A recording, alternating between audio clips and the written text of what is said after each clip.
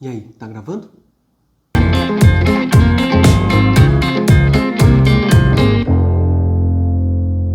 Fala aí, galera! Vocês querem saber como que as coisas são feitas? Do que você é formado? Do que o universo é formado? Então hoje nossa aula vai ser de atomística. Bom, pessoal, primeiramente gostaria de agradecer a todos vocês aí, né, que estão assistindo os vídeos, estão curtindo, comentando, compartilhando. Muito obrigado, isso ajuda bastante, com certeza, tá? Gostaria de pedir que vocês continuem aí se inscrevendo, curtindo, né? Então, por favor, aí, dá uma ajuda no canal, beleza? Muito obrigado mesmo. Bom, pessoal, então hoje, né, nós vamos falar sobre atomística. Então, se eu falo para você átomos maciços, indivisíveis, logo vem na cabeça, com certeza, Dalton, né, que é o primeiro modelo atômico estudado na escola. Mas se eu falar para você que não surgiu com Dalton essas ideias, e sim na Grécia Antiga, no século V a.C., tá? Com Demócrito e Leucipo, dois filósofos que diziam que as coisas eram formadas por partículas muito pequenas, que eles deram o nome de átomos. Por que átomo? A de não e tomos de divisão, não divisível. Para eles, as coisas materiais que nós sentimos, que nós pegamos, que nós vemos, são formadas por pequenas partículas, pequenas coisas, que não poderiam ser mais divididas do que já são, de tão pequena que já são. Então imagina só você numa praia. Vamos para uma praia agora dar uma relaxada.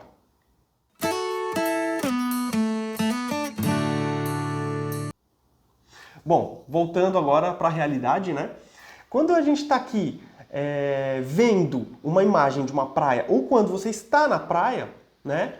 O que você tem na areia? A areia, quando você olha ela de longe, assim, ela parece uma coisa só. Mas se você abaixar e pegar um pouquinho dessa areia, você vai perceber que ela é formada por muitos grãozinhos de areia bem pequenininhos. Então essa foi a ideia deles. Imagina que você pegue esse grão de areia e continue dividindo, até chegar num ponto onde você não vai mais poder dividir. Tá? Então, essa era a ideia de átomo para os dois filósofos, beleza? Bom, eles estavam no caminho certo, só que na época tinha um outro filósofo, Aristóteles, que era bem mais conhecido, né? Então as ideias dele eram mais aceitas, e ele não acreditava nessa teoria, e para ele as coisas eram formadas pelos 4 elementos da natureza: fogo, terra, água e ar. Terra! Fogo! Vento! Pela união dos seus poderes, eu sou o Capitão Planeta! Bom, esses 4 elementos juntos, em proporções certas, formariam as coisas. Por exemplo, uma folha de árvore ela é formada por terra, porque ela nasce da árvore que está na terra, e ela é formada por ar, porque ela flutua. Então, essa parece uma ideia que não tem muito sentido hoje para nós, porque a ciência já avançou bem mais, né, em relação a essas ideias, mas isso foi aceito por muito tempo. Para vocês terem uma ideia, a ideia de átomo, a ideia de atomística só volta lá para o século XVI, tá? Século XV e XVI, com Robert Boyle, com Lavoisier, né? Então, com estes cientistas que começam a trazer a química como uma ciência, né? Não mais como uma magia, né? Como era visto aí pelos alquimistas. Bom, pessoal, então vamos lá para o primeiro modelo atômico, que é o modelo de Dalton. Em 1808, Dalton publica em um livro, o New System of Chemical Philosophy. Tá? Neste livro, ele coloca todas as suas ideias de modelo atômico. E para ele, o átomo é uma esfera maciça e indivisível, tá? Por isso que fica conhecida aí como bola de bilhar, né? Ele fala que átomos de um elemento químico são todos iguais entre si. Entretanto, átomos de outros elementos são diferentes, né? Então, por exemplo, o oxigênio, todos são iguais. Hidrogênio, todos são iguais, mas hidrogênio e oxigênio são diferentes entre si. Tem peso, tem tamanho diferente, assim por diante. Ele também fala que estes átomos se ligam para formar substâncias. Então, qual que é a diferença de substância química e elemento químico? Então, o elemento químico é a junção de átomos, tá? Que tem todos o mesmo número atômico. A gente já vai falar sobre número atômico, tá bom? E quando a gente fala de substância química, é o que é formado através desses elementos. Então vamos fazer uma analogia. Imagina que você vai fazer um bolo. Então, os ingredientes do seu bolo são os elementos. Então, o açúcar, a farinha, o óleo, enfim. E o bolo final é a substância química formada pela junção destes elementos. Percebe a diferença aí? Então isso é muito importante, não confundam essas coisas. Bom, pessoal, agora a gente vai falar sobre o segundo modelo atômico, porque quando o Dalton coloca a teoria atômica dele, ficam algumas lacunas. Por exemplo, como que a matéria tem essa natureza de condução de corrente elétrica? Então, por exemplo, se você quiser fazer isso na sua casa agora, você consegue. Pega uma folha, rasga, né, em pequenos pedaços, pega uma régua, atrita num pedaço de pano e aproxima do pedacinho de papel pequenininho que você vai ver que ele vai ser atraído. Isso acontece porque a matéria tem uma natureza elétrica. E de onde que sai isso se a esfera é maciça, indivisível, não tem mais nada? Então Thomson continua os estudos, né, de modelo atômico. Em 1897 ele faz uma descoberta muito importante, ele descobre os elétrons. Ele estava estudando a condução de corrente elétrica através de gases, né, por um experimento chamado raios catódicos. Beleza? Que era um experimento muito comum aí na época, muita gente estava estudando isso. Só que o Thomson ele foi além, então ele também conseguiu medir os desvios desses raios catódicos e com isso ele consegue calcular a relação entre carga e massa do elétron. Isso é muito importante porque depois disso outro cientista, né, foi o Robert Millikan, ele consegue, através de um experimento da gota de óleo, ele consegue calcular com exatidão a carga do elétron e com isso, se ele tem a relação carga-massa e tem a carga, então ele conseguiu calcular a massa do elétron. Beleza? Bom, pessoal, então o modelo de Thomson, resumindo, ele descobre o elétron, tá? E ele diz que o elétron e o átomo, né, como um todo, ele é uma massa difusa positiva e tem elétrons negativos incrustados nessa massa positiva, por isso que fica conhecido como pudim de passas. Bom, pessoal, agora o terceiro que a gente vai falar aqui é Rutherford, tá? Que em 1911 ele muda, né, a ideia de modelo atômico. E o Rutherford ele já era conhecido na época, ele já tinha inclusive um prêmio Nobel pelos estudos dele em relação à radioatividade. Tá? Ele tinha estudado transmutação de elementos e tal, estudava partículas alfa, partículas beta, que a gente não vai entrar em detalhe aqui, mas só para vocês saberem, a partícula alfa tem carga positiva, porque ela se assemelha a núcleos de hélio, né? que é a maneira que a gente chama aí, beleza? E a partícula beta, ela tem carga negativa. Como que foi o experimento de Rutherford? Ele pega polônio, que é um elemento radioativo emissor de partícula alfa, que ele já conhecia, ele coloca numa caixa de chumbo para não sair emitindo radiação para todo lado, então ele direciona, né, o feixe aí de radiação como se fosse uma lanterna. Quando você liga a lanterna, então ela direciona um feixe de luz, tá? Seria mais ou menos isso. Aí ele coloca uma lâmina de ouro bem fina, tá? E em volta dessa lâmina ele coloca um anteparo, que é uma proteção, uma barreira aí, né? Que é formada, né, por sulfeto de zinco, ela tem um banho de sulfeto de zinco. E o sulfeto de zinco, quando recebe a radiação, ele fica marcado como se fosse um grifa-texto, beleza? Então o que acontece? Ele percebeu o seguinte, que a maior parte da radiação passa direto. Alguma parte da radiação era desviada em quase 90 graus. E ele percebeu uma coisa muito importante, que alguma parte ainda da radiação voltava. Então ela batia e voltava. Então o que ele pensou? Bom, toda a radiação que passa direto significa que o átomo não é maciço. E sim, ele é vazio. Porque a maior parte da radiação passa direto, como se não tivesse nada para impedir a radiação. E realmente não tinha. Aquela radiação que era desviada em quase 90 graus é porque ela passava muito próximo do núcleo. E aí sim ele fala que existe um núcleo positivo, né, com prótons, outra partícula subatômica aí, né? Então era desviado em quase 90 graus. E aquela que voltava é porque batia em cheio no núcleo. Obviamente que como o núcleo é muito pequeno e a eletrosfera é muito grande, né, que é onde ficam os elétrons, ele conseguiu entender isso, né, pela proporção, né, que passava direto, que era muito grande, pela proporção que era desviado, que era menor, cerca de 1 em 200 mil, tá? Para vocês terem uma ideia aí. E menor ainda a proporção que batia e voltava. Ou seja, o núcleo é muito pequeno e muito positivo. Essa foi a ideia de Rutherford e fica conhecido como modelo atômico planetário. Imagina o Sol sendo o núcleo e os planetas orbitando o Sol sejam os elétrons. Bom, pessoal, agora que a gente já entendeu aí, né, os modelos atômicos, vamos fazer um resumo aí sobre isso, tá bom? Então você tem o átomo, tá? Que tem um núcleo positivo, beleza? Esse núcleo é formado por prótons e nêutrons, tá? Os nêutrons foram descobertos depois aí das descobertas de Rutherford, tá? Por James Chadwick, tá? Outro cientista. Então, o núcleo, o importante aqui, o núcleo é formado por prótons e nêutrons. E em volta deste núcleo estão os elétrons. Então, pessoal, não tem segredo. Eu não sei o que a galera acha tão difícil nisso. Isso é muito simples. Imagina o sistema solar. O Sol é o núcleo. Os planetas são os elétrons. Não tem segredo. E dentro deste núcleo, dentro do seu Sol, vamos dizer assim, o que você tem? Partículas positivas e partículas neutras. Os prótons e os nêutrons. Simples assim, tá?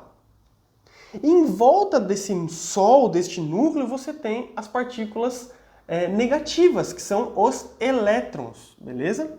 Pessoal, importante, os elétrons são chamados de partículas elementares, porque não se conhece nada que forme os elétrons, tá? Já os prótons e os nêutrons são formados por partículas que são chamadas de quarks, beleza? Então, eles não são chamados de elementares, tá? Mas só um detalhe isso daí. Bom, galera, então, para resumir aí, tá? Você tem Z, que é o número atômico, é igual a P, que é igual ao número de prótons que está no núcleo. Beleza? Isso é muito importante. Então, quando a gente fala de número atômico, o que é número atômico?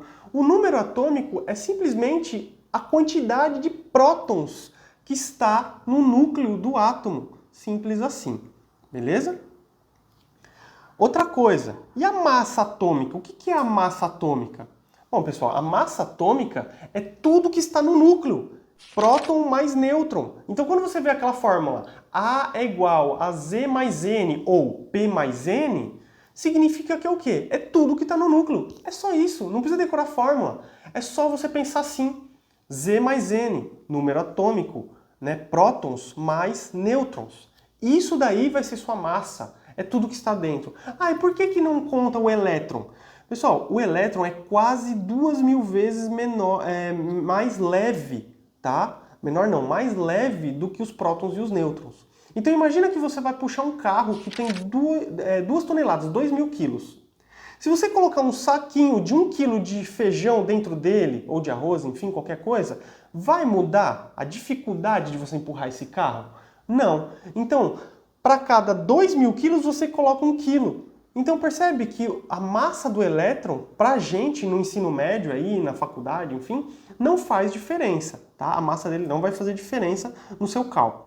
Ó, galera, eu tinha falado aí de número atômico, né? Que Z é igual a P, mas Z é igual a P, que é igual a E também. O que é o E? Elétrons. Por que isso? Imagina só, o átomo ele é neutro. Se ele tem 50 cargas positivas no núcleo, como que ele vai ser neutro se ele tem 50 cargas positivas? Para ele ter 50 positivas e ser neutro, ele também precisa ter 50 negativas. Ou seja, a mesma quantidade de prótons que tem no núcleo, partículas positivas, é a mesma quantidade de elétrons, partículas negativas, em volta deste núcleo. Beleza? Só que existe uma coisa chamada íons, tá? Esses íons são divididos em cátions e ânions. Qual que é a diferença disso? Isso é a maior confusão na cabeça de todo mundo. Galera, pensa só comigo. Se você tem 10 partículas positivas e 10 negativas, vamos dizer assim, beleza? Se você perde uma negativa vai embora. Então você ficou com 10 positivas ainda e 9 negativas. Percebe que o balanço de cargas aqui ficou diferente? Percebe agora que as positivas estão em maior número que as negativas? Então isso é o que a gente chama de cátion, tá? Que são átomos que não são mais nêutrons, tá? Então agora eles são íons, eles têm carga. E se ele tiver carga positiva, ele é chamado de cátion. Agora, imagina a outra situação. Você tem 10 partículas positivas e tem 10 negativas. Agora você ganha uma negativa, ou seja, você ficou com 11 negativas e 10 positivas. O seu balanço de carga aqui ficou desbalanceado, né, para o lado negativo. Agora você tem mais negativo do que positivo. Neste caso, a gente tem o que a gente chama de ânion, beleza? Uma analogia que eu sempre gosto de usar é a seguinte. Imagina o elétron como uma dívida, que a gente está falando de positivo e negativo, né? Então a gente pode pensar em felicidade e tristeza, vamos dizer assim. Então olha só, o elétron é uma dívida, é uma conta. Aí você chega lá para o seu pai e fala assim, ô pai, você pode pagar minha conta? Se ele aceitar, você fica feliz. Então, se você deu a sua conta para o seu pai pagar, então você ficou feliz. Você ficou positivo. Quem dá elétron, quem dá a conta para o outro pagar, fica feliz, fica positivo. A quantidade de positividade, de felicidade que você vai ter é a quantidade de contas que você deu. Se você der uma conta, você vai ficar mais. Se você der 2 contas, 2 elétrons, você fica 2 mais e assim por diante. Agora, o seu pai, quando ele pega a conta para pagar e abre e vê que você estourou o cartão de crédito, então ele não vai ficar feliz, então ele vai ficar triste. Então quem ganha a conta, quem ganha o elétron, fica triste, fica negativo, beleza? E o quão negativo seu pai vai ficar é o número de contas que você deu para ele pagar. Se você der uma conta para ele pagar, ele fica 1 negativo. Se você der 2 contas para ele pagar, ele fica 2 negativo. E assim por diante. Beleza, pessoal? Essa é a ideia de cátion e ânion. Perdeu elétron, positivo. Ganhou elétron, negativo. Bom, pessoal, então só para a gente finalizar essa aula, né? A gente tem que falar de 3 coisas aqui importantes. Isótopos, isóbaros e isótonos. Beleza? Isótopos. Olha o P em destaque, tá? Então, ou seja, o que são isótopos? Iso de igualdade. Esse P de prótons. Então, quando elementos de um mesmo número atômico, porque é o mesmo número de prótons, tem massas diferentes, por exemplo, tem quantidades de nêutrons diferentes, tá? Eles são chamados isótopos, que é um caso aí do hidrogênio e do deutério, por exemplo, né? Que você tem aí hidrogênio, porque tem o mesmo número atômico, mas um tem massa 1 e o outro tem massa 2, tá? Isso é o que a gente chama de isótopo. Depois eu vou fazer um vídeo só falando sobre os diferentes tipos de isótopo e a importância deles no nosso dia a dia, beleza? O segundo aqui que a gente vai falar são isóbaros. Olha o destaque para o A. O A de massa atômica, beleza? Então, quando a gente fala de isóbaros, são elementos que têm mesma massa atômica. Legal? Isso é muito importante. Por exemplo, aqui, ó, se eu pegar o potássio, que tem número atômico 19 e massa 40, e pegar o cálcio, que tem número atômico 20 e massa 40, os dois são isóbaros, porque eles têm o mesmo número de massa. Porque o número de nêutrons deles são diferentes, só que somado ao número atômico dá a mesma massa, né? Uma coincidência, vamos dizer assim. Então, eles são isóbaros. E quando eu falo de isótonos, olha o destaque para o N, é mesmo o número de nêutrons. Uma dica aí para vocês é você colocar o número de nêutron no meio aí, tá? Para você não se perder. Então você pega a massa aqui, o número atômico aqui, e aí o nêutron você faz o cálculo rapidinho e deixa do lado, tá bom? Pessoal, outra dica importante, pela IUPAC, que é o órgão que regula as regras dentro da química, é assim que você tem que representar o seu elemento, tá? O símbolo do elemento, a massa atômica em cima, o número atômico embaixo, e caso ele seja um íon, tenha carga positiva ou negativa, você representa no canto superior direito, tá? Cuidado com alguns lugares que colocam isso invertido. Se ele colocar a massa embaixo e o número atômico em cima, pessoal, tem uma regrinha aqui, uma dica. A massa sempre vai ser maior que o número atômico, porque a massa é a soma do número atômico com nêutrons, então ela nunca vai ser menor do que o número atômico. Bom, pessoal, aqui na descrição do vídeo eu também vou deixar um link, tá? Com um livro, ele custa R$24, eu não ganho nada com a venda desse livro, tá bom? Eu só estou indicando porque ele é um livro com muitas curiosidades sobre química e eu pude participar e escrevi 2 capítulos desse livro. Um falando sobre a estrutura da matéria, que tem muito a ver com tudo que eu falei nesse vídeo, e também um capítulo falando sobre polímeros, que eu vou fazer um outro vídeo depois explicando com muito mais detalhes tudo isso, beleza? Lembrando, eu não ganho nada com a venda deste livro, eu só estou indicando porque é um livro realmente muito legal, muito interessante, custa R$24, é como se fosse um livro de bolso, ele é pequeno, tá? Mas é muito legal e foi escrito por muitas pessoas aí com um bom conhecimento, vários professores da Universidade Federal do ABC, tá? Vários alunos de mestrado e doutorado, então é um livro muito confiável e muito interessante. Para quem está querendo saber mais do que os livros trazem das escolas, eu indico que é muito legal. Agradeço muito aí vocês terem assistido até o final, tá? Então, não esquece aí, né? Se vocês gostaram realmente, deixa seu like, compartilha aí, que vai ajudar bastante. Muito obrigado, até o próximo vídeo aí, até a próxima aula. Valeu!